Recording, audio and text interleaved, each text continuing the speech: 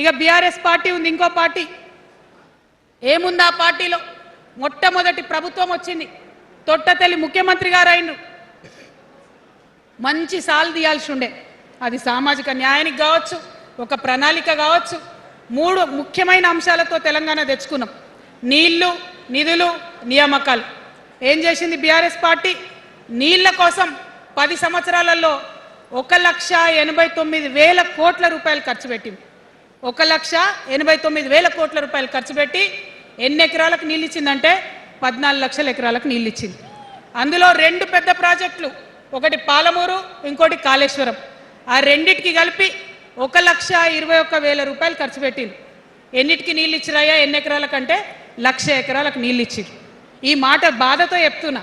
నేను కూడా బీఆర్ఎస్ అప్పుడున్న టీఆర్ఎస్కి నేను కూడా నా రక్తాన్ని, నా చెమటని, నా సమయాన్ని కుటుంబంతో, పిల్లలతో గడపాల్సిన టైంలో టీఆర్ఎస్ పార్టీ బలోపేతానికి పనిచేసిన వ్యక్తినే నేను కూడా. ఆనాటి కేసీఆర్ వేరు, ఇప్పటి కేసీఆర్ వేరు. ఆనాటి కేసీఆర్కి తెలంగాణలో చేనేత కార్మికులు చచ్చిపోతుంటే భిక్షాటన చేసిన కేసీఆర్ ఆనాటి కేసీఆర్. ఇయాలటి కేసీఆర్ మారిన మనిషి, మనిషి, మన మనిషి కాదు. ఏమైంది ఇయాలటి కేసీఆర్కి? హైడ్రాల ఇల్లు కూలిపోతుంటే అరుస్తున్నారు, అన్నా ఎక్కడున్నావు రా, వచ్చిండ్రా? రాలే. వెలుగుమట్ల ఇల్లు కూలితే వచ్చిండ్రా? రైతులకు వర్ష బీభత్సమయ్యి మొత్తం పొలాలు మునిగిపోతే వచ్చిండ్రా?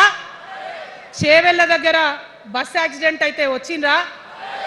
ఎక్కడ చిన్న కష్టం వచ్చిన ప్రజలకు ఆ సారు రారు, ఆ సారు రారు.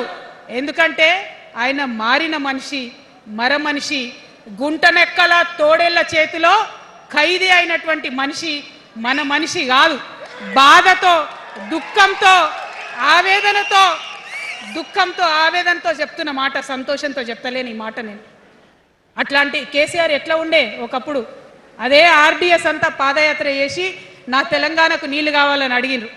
ఇవాళ మరి 10 ఏళ్ళ అధికారం ఉంటే పాలమూరు రంగారెడ్డి ప్రాజెక్టు కోసం 10 ఏళ్లలో ముందుకు పోతలేదంటే, ఎవరన్నా తెలంగాణ పట్ల ప్రేమ ఉంటే, పాలమూరు పట్ల ప్రేమ ఉంటే, కృష్ణా నీళ్లు వాడుకోవాలంటే మన కేసీఆర్ అయ్యుంటే ఆ పాలమూరు రంగారెడ్డి ప్రాజెక్ట్ కాడ కూర్చేసుకొని అది కట్టిస్తుండే. ఏం చేసినారు మారిన కేసీఆర్ గారు? పంజాబ్కి పోయినరు, గుజరాత్కి పోయినరు, బీహార్కి పోయినరు. మేము మొత్తం రాష్ట్రంలో పీక్ కట్టలు కట్టం, నేషనల్ పార్టీ పెడతామని పోయినరు తప్పితే తెలంగాణ ప్రజలను పట్టించుకోలేదు. పట్టించుకుని ఉంటే, కేంద్రంతో గొడవ పెట్టుకోకుండా ఉంటే ఇవాళ పాలమూరు రంగారెడ్డి పారకపోతుండేనా? నేను అడుగుతా ఉన్నా స్ట్రేట్గా. ఇన్ని రోజులు నేను ఎన్ని మాటలు మాట్లాడినా బీఆర్ఎస్ పార్టీ నాయకులు ఒక్కరు కూడా బయటకు వస్తలేరు, సమాధానం చెప్తలేరు.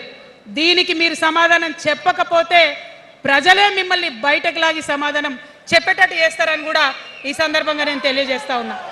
ఒకటే మాట అడుగుతున్నా, మన కేసీఆర్ అయి ఉంటే ఆనాడు తెలంగాణ బిడ్డలు కష్టపడితే బయటకు వచ్చి నా బిడ్డలకు ఇబ్బంది అవుతుందని కొట్లాడిన వ్యక్తి, సింగరేణి గనిలో ఒక కార్మికుడు చనిపోతే అక్కడి దాకా పోయి చూసి వచ్చినటువంటి వ్యక్తి, మరి తెలంగాణ వచ్చినాక ఏమైందా ప్రేమ? అధికారం ముందు మమకారం తగ్గిపోయిందా? ఏం జరిగిందని నేను అడుగుతా ఉన్నా. ఎందుకు ఈ మాట చెప్తా ఉన్నా అంటే, ప్రేమ నాకు కూడా ఉంది. నాకు తండ్రి కావచ్చు, అది వేరే విషయం. కానీ ఒక రాజకీయ నాయకుడిగా వారు ఈ మధ్య రాజకీయ పరిణితి కోల్పోయి మాట్లాడుతూ ఉన్నారు. కేటీఆర్ గారు మాట్లాడిందంటే ఓకే అనుకోవచ్చు, ఆయనకు పెద్దగా తెలియదు పాపం. కానీ కేసీఆర్ గారు అనే మాట ఏంటంటే, ప్రజలు తప్పు చేసిండ్రు. ఓకే, ఒక సెకండ్ నేను ఒప్పుకొని దాన్ని, ఒక సెకండ్ అనుకుందాం.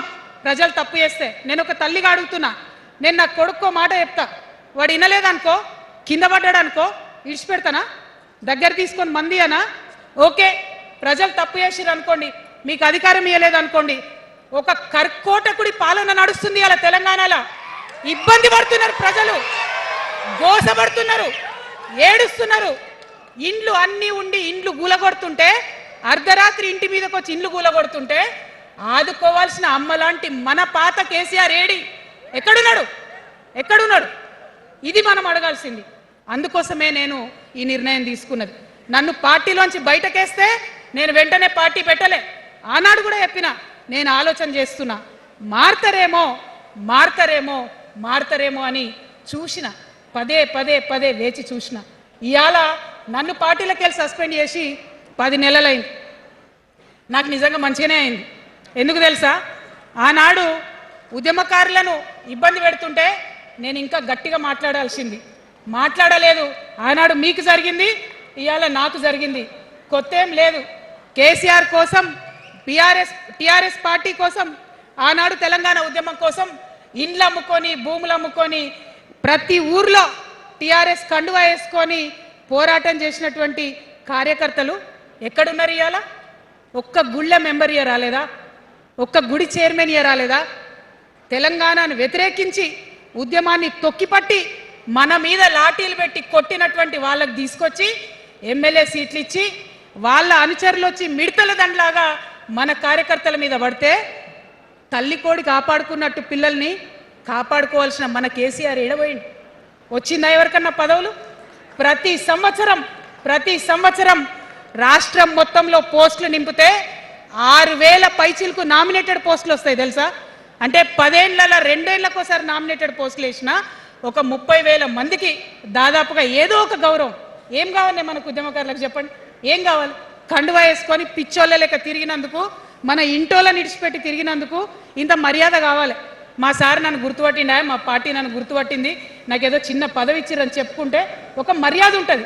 వచ్చిందా మనకు ఆ మర్యాద? ఎక్కడన్నా వచ్చిందా? ఆనాడు అవహేళన చేసిర్రు, పార్టీలకు వచ్చి మళ్ళీ అవహేళన చేసిండ్రు. అంటే ఎప్పుడైతే అధికారం వచ్చిందో అప్పుడు అమ్మతనం పోయింది, ఎప్పుడైతే అధికారం వచ్చిందో అప్పుడు మమకారం పోయింది. అందుకే అంటున్నా, ఆయన మన కేసీఆర్ కాదు, మారిన కేసీఆర్, మరబొమ్మ లాంటి కేసీఆర్. కాబట్టే ఇవాళ నేను నిలబడి యుద్ధం చేస్తా ఉన్నా. ఈ గడ్డకు ఈ తెలంగాణ రాష్ట్రానికి ప్రాణాలు అడ్డం పెట్టుకొని మన ప్రజలను కాపాడాల్సినటువంటి వ్యక్తులు కావాలి, అటువంటి సైన్యం కావాలి. సైన్యం అయిదామా? సిద్ధంగా ఉన్నారా?